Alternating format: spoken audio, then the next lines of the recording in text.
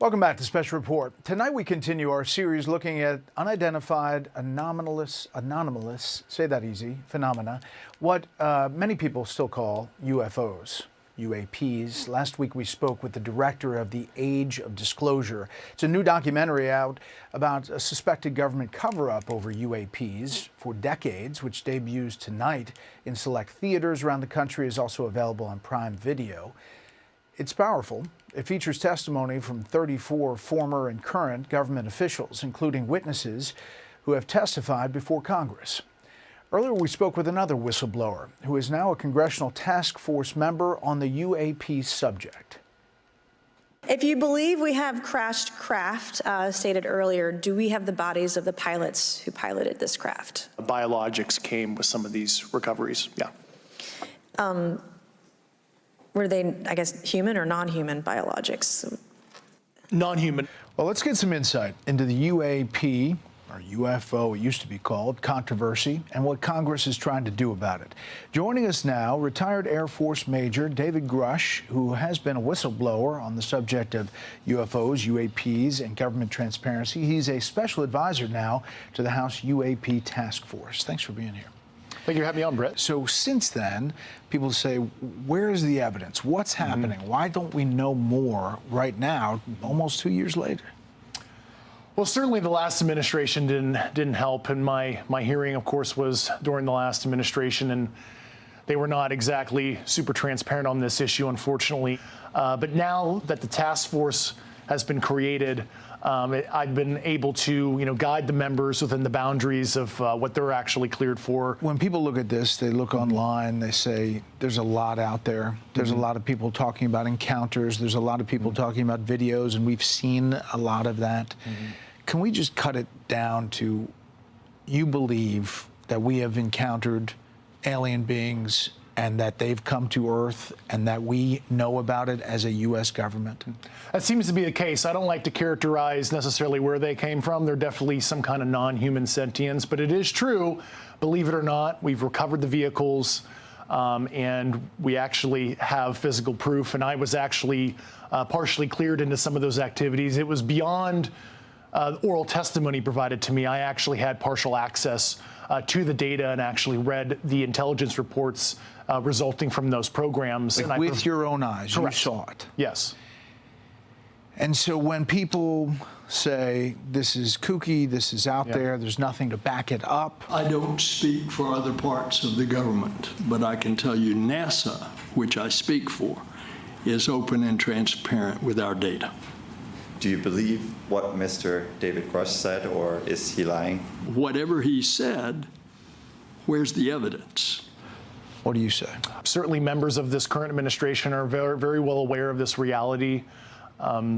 Certainly the current president is very knowledgeable on this subject, and I trust his leadership on it, and I think he's assembled an A-team cabinet, and I really believe if Trump wants to be the greatest president and the most consequential leader likely in world history, he certainly has the knowledge, the capabilities, and understanding of some of these sensitive government transparency issues. I have access, and I speak to people about it. I've had actually meetings on it. People that are very smart and very solid have said they believe there is something out there. And, it makes sense that there could be.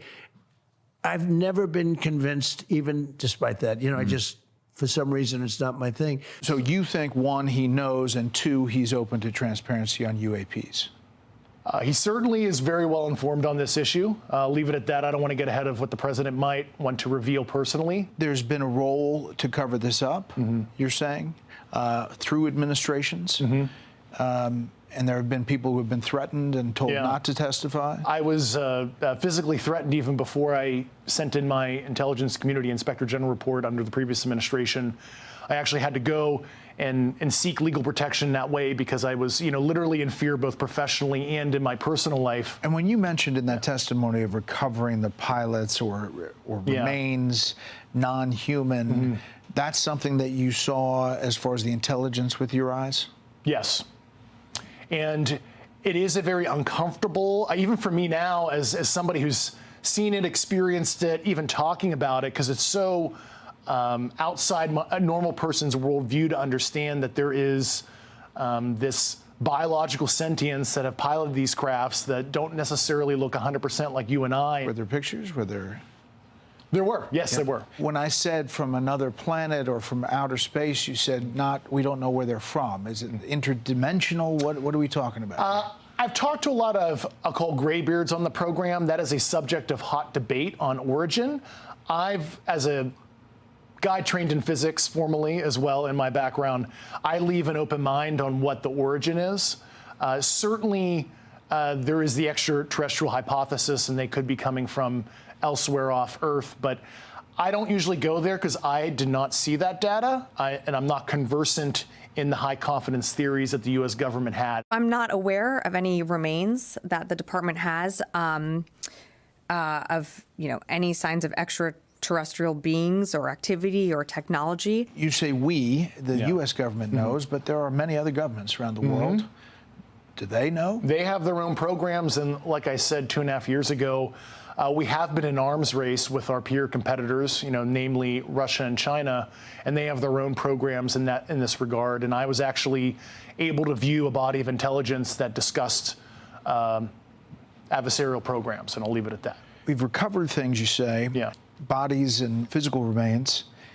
Was there a sense that the motive of how they got here, what they were doing, was it peaceful, not peaceful? We've seen a mixed bag of activity, and motive and intent, why they're visiting. That's, once again, that gets into our assessments, not necessarily, we can't quite understand the intent of some of the sentience and why they're visiting. Could it be because we have interesting genetic material on Earth?